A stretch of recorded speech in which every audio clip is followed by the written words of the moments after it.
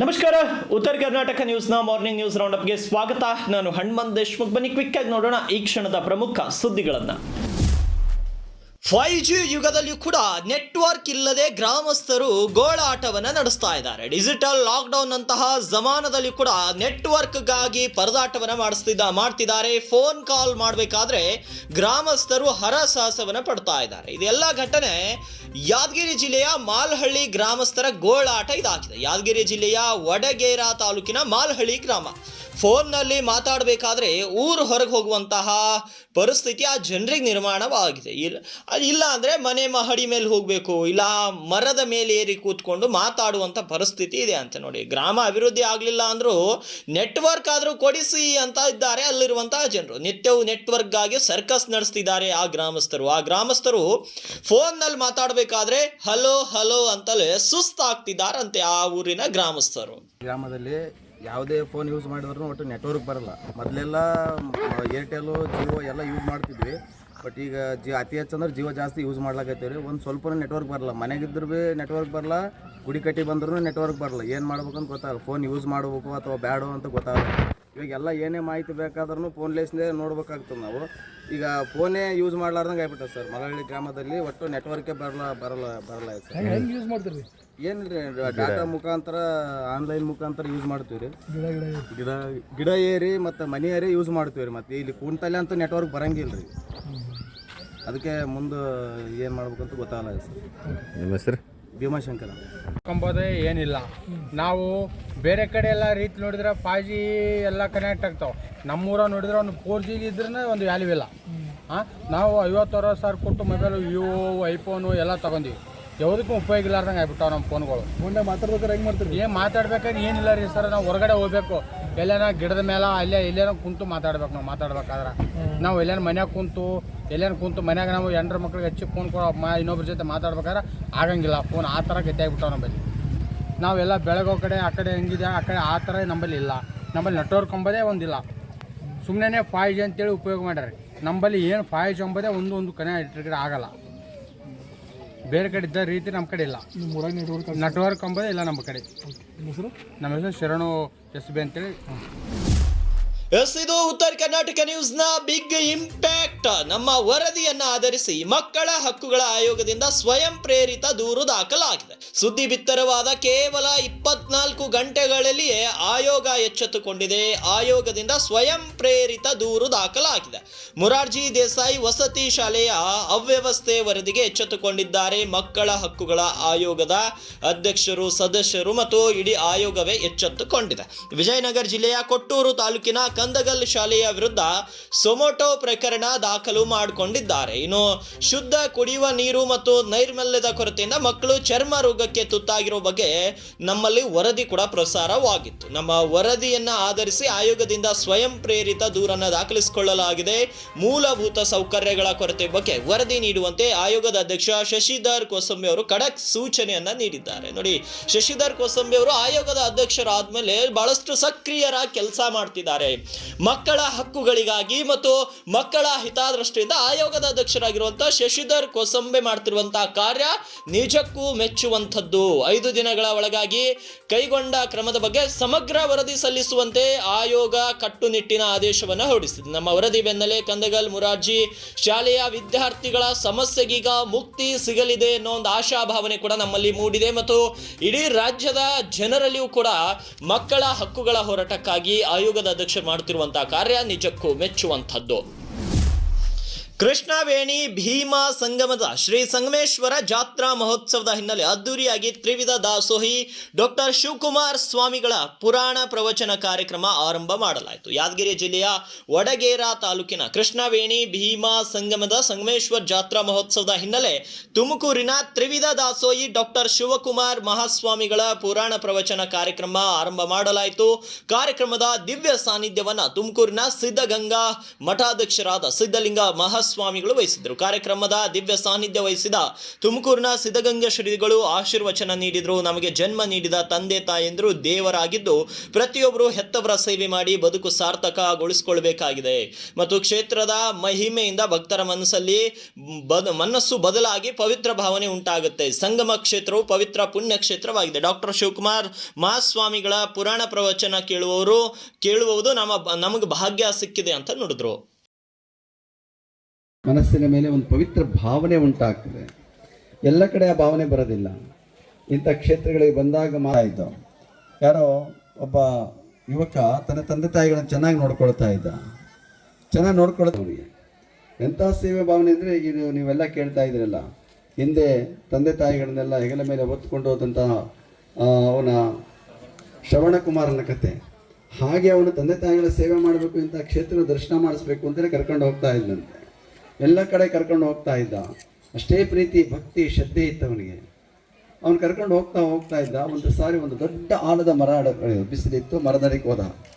ಮರದಡಿಗೆ ಹೋಗ್ತಿದ್ದಾಗೇ ಅವ್ನಿಗೆ ಎಂಥ ಭಾವನೆ ಬಂದ್ಬಿಡ್ತಪ್ಪ ಅಂದರೆ, ಇವ್ರ ಸೇವೆನೇ ಮಾಡ್ತಾ ಇದ್ರೆ ನಾನು ಎಷ್ಟಿತಾ ಇರೋದು, ಸಾಕು ಇವ್ರ ಸೇವೆ ಬಿಟ್ಬಿಡೋಣ, ನನ್ನ ಜೀವನ ಕಟ್ಕೊಳ್ಳೋಣ, ಯಾವ್ದಾದ್ರು ಜಾಗ ಇದೆ ನೋಡೋಣ ಯಾರಾದರೂ ಅಂತೇಳಿ ಯೋಚನೆ ಮಾಡ್ದ.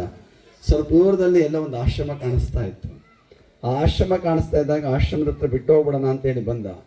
ಅವನು ಅಲ್ಲಿಂದ ಬರ್ತಾ ಆಶ್ರಮದ ಈ ರೀತಿ ಎಲ್ಲೆ ಒಳಗೆ ಬಂತಿದ್ದಾಗೇ ಅವನ ಮನಸ್ಸು ಎಂಥ ಪರಿವರ್ತನೆ ಆಗ್ಬಿಡುತ್ತಪ್ಪ ಅಂದರೆ, ಎಂಥ ತಪ್ಪು ಮಾಡ್ತಿದ್ದಪ್ಪ ನಾನು, ನನ್ನ ಅಪ್ಪ ಅಮ್ಮದಿಂದ ದೇವರು ಸಿಗ್ತಾರೆ ನನಗೆ, ಇಲ್ಲ ಹಂಗೆ ಮಾಡಬಾರ್ದಪ್ಪ, ಇಲ್ಲಿ ತಂದೆ ತಾಯಿ ಸೇವೆ ಮಾಡಬೇಕು ಅಂತೇಳಿ ಹಂಗಂತ್ಕೊಂಡು ಒಳಗೆ ಬಂದ.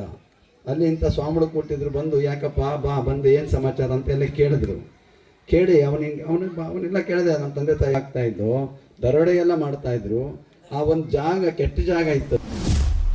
ಕೊಪ್ಪಳದ ಶ್ರೀ ಗವಿಸಿದ್ದೇಶ್ವರ ಮಹಾರಥೋತ್ಸವವು ದಕ್ಷಿಣ ಭಾರತದ ಕುಂಭಮೇಳವೆಂದೇ ಫೇಮಸ್ ಆಗಿದೆ. ಇನ್ನು ಕೊಪ್ಪಳದ ಗವಿಸಿದ್ದೇಶ್ವರ ಜಾತ್ರೆಗೆ ಯಾದಗಿರಿ ರೊಟ್ಟಿ ಕಳಿಸಲಾಯಿತು. ಯಾದಗಿರಿ ಜಿಲ್ಲೆಯ ವಡಗೇರ ತಾಲೂಕಿನ ಐಕೂರು ಗ್ರಾಮದಲ್ಲಿ ಮಹಿಳಾ ಭಕ್ತರು ಶ್ರದ್ಧಾ ಭಕ್ತಿಯಿಂದ ರೊಟ್ಟಿಯನ್ನು ತಯಾರಿಸಿದರು. ಐಕೂರು ಗ್ರಾಮದ ಗವಿಸಿದ್ದೇಶ್ವರರ ಭಕ್ತರು 11,000 ರೊಟ್ಟಿಯನ್ನು ಮಾಡಿ ಜಾತ್ರೆಗೆ ದಾಸೋಹ ನಿಮಿತ್ತವಾಗಿ 11,000 ರೊಟ್ಟಿ ಸೇವೆಯನ್ನು ಕಲ್ಪಿಸಿದ್ದಾರೆ. ಜಾತ್ರೆಗೆ ಐಕೂರು ಭಕ್ತರು ಟ್ರ್ಯಾಕ್ಟರ್ನಲ್ಲಿ 11,000 ರೊಟ್ಟಿಯನ್ನು ತೆಗೆದುಕೊಂಡು ಹೋದರು. ಭಕ್ತರು ತನು ಮನದಿಂದ ತಯಾರಿಸಿದ ರೊಟ್ಟಿಯನ್ನು ಶ್ರದ್ಧಾ ಭಕ್ತಿಯೊಂದಿಗೆ ತೆಗೆದುಕೊಂಡು ಹೋಗಲಾಯಿತು. ಗ್ರಾಮದ ಭಕ್ತರಿಗೆ ಮುಖಂಡ ಚಂದ್ರಶೇಖರ್ ಗೌಡ ಮಾಗ್ನೂರು ಮತ್ತು ಮುಖಂಡರು ಸನ್ಮಾನಿಸಿ ಗೌರವಿಸಿದರು.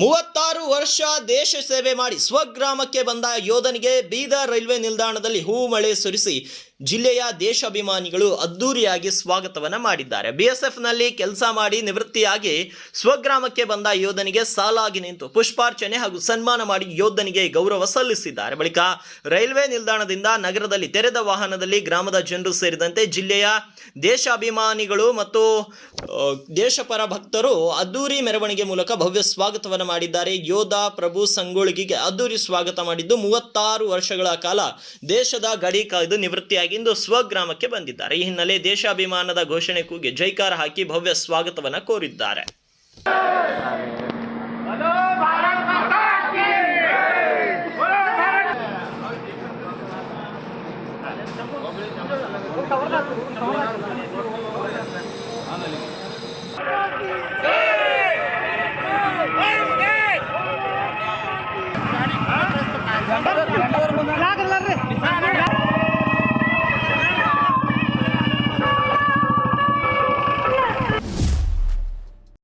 ಬೀದರ್ ತಾಲೂಕಿನ ಜನವಾಡ ಸಮೀಪದ ಕೃಷಿ ವಿಜ್ಞಾನ ಕೇಂದ್ರ KVK ಆವರಣದಲ್ಲಿರುವ ಎರೆಹುಳು ಗೊಬ್ಬರ ಉತ್ಪಾದನಾ ಘಟಕ ಸಂಪೂರ್ಣವಾಗಿ ಸ್ಥಗಿತಗೊಂಡಿದೆ.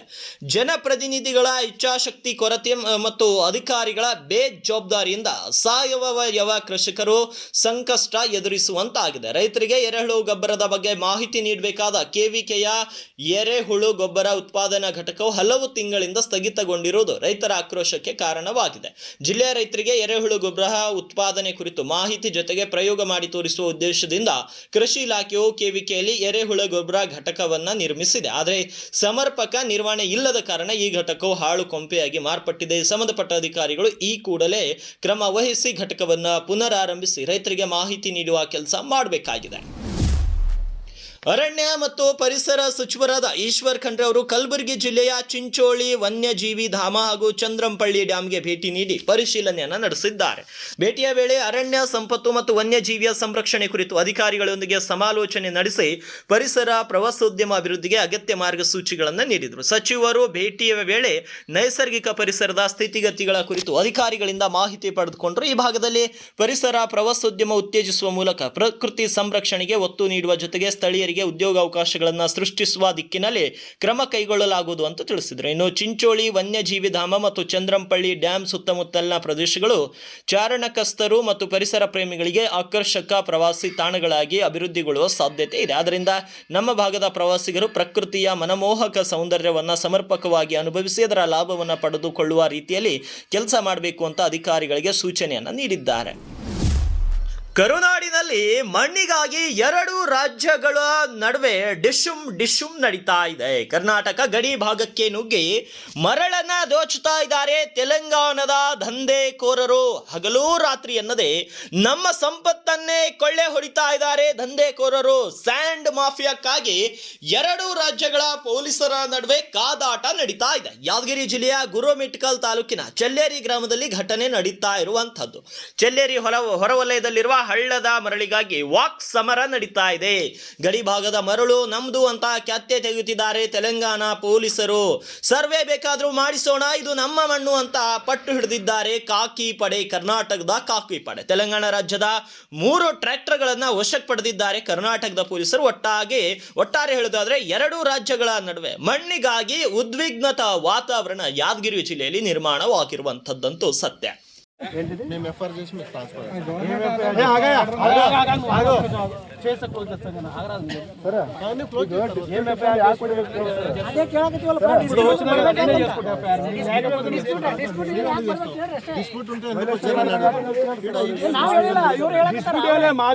తీసుకోబోతున్నాను ఎట్లా నువ్వెట్లా చెప్తావు? నువ్వు లొకేషన్ చెప్తే కూడా నువ్వు ఆడ చూపిస్తారా? నాగిరెడ్డిపల్లిలో చేయలేరని చూపిస్తా జీపీఎస్ లొకేషన్. అప్పుడే నాగిరెడ్డిపల్లిలో చేయలేరని జీపీఎస్ లొకేషన్ చూపిస్తుంది.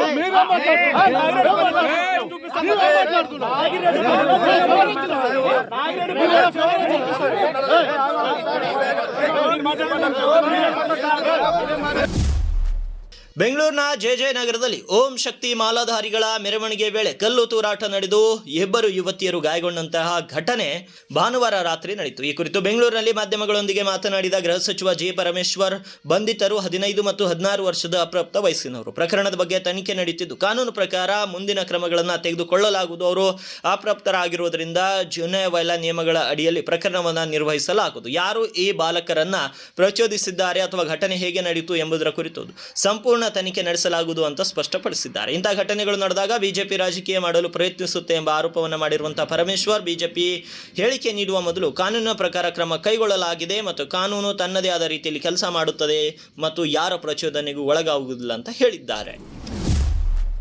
ಇವಾಗಿದು ಈ ಕ್ಷಣದ ಪ್ರಮುಖ ಸುದ್ದಿಗಳು. ಮತ್ತೆ ಭೇಟಿಯಾಗ್ತೀನಿ ಮತ್ತೊಂದು ನ್ಯೂಸ್ ಬುಲೆಟಿನ್ನಲ್ಲಿ.